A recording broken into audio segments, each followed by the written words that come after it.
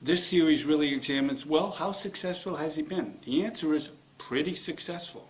I mean, anybody would love to have the position he had with a supermajority legislature, the largest majority in the House and Senate together since the Civil War.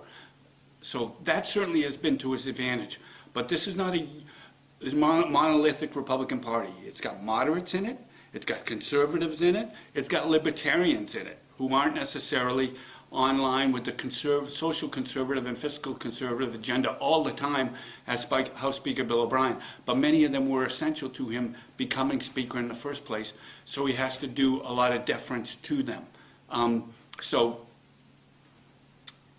has he had setbacks and fallbacks? The answer is yes. I mean, as he puts it, I'm not a politician. Politicians are people who do this for a living. This is not my living. Someday I'm going to go back and go fishing and go back to my law practice. So as a result, he's not been a pretty able politician when it comes to political parties. He handpicked the Republican State Chairman, Jack Kimball, who was a disaster. His Deputy Speaker, Pamela Tucker, who he came back to the legislature. He wanted her to become the Republican National Committee woman. She lost by 5 votes to Juliana Bergeron-Akeen a couple of weeks ago.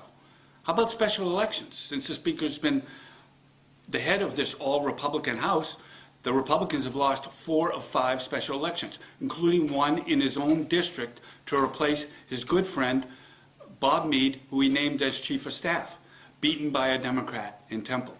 And he himself has admitted that his toughest battle won't be hanging on as Speaker of the House. It will be hanging on to his House seat, which he lost in 2006 in that Democratic tsunami.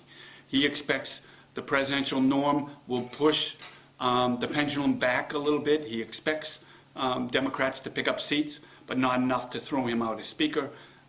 He announced a pretty aggressive and robust re-election team that included 2 of his potential rivals, former House Speaker Gene Chandler, who only beat by 9 votes in the caucus to become Speaker of the House, and Lynn Ober of Hudson, who's been named chair of 3 committees by this Speaker, has also decided to join his re-election team. So a few months ago, it looked like this Speaker's days were numbered. And Speakers, as I pointed out at the opening, I've covered 8 of them. They don't have a long shelf life here in New Hampshire.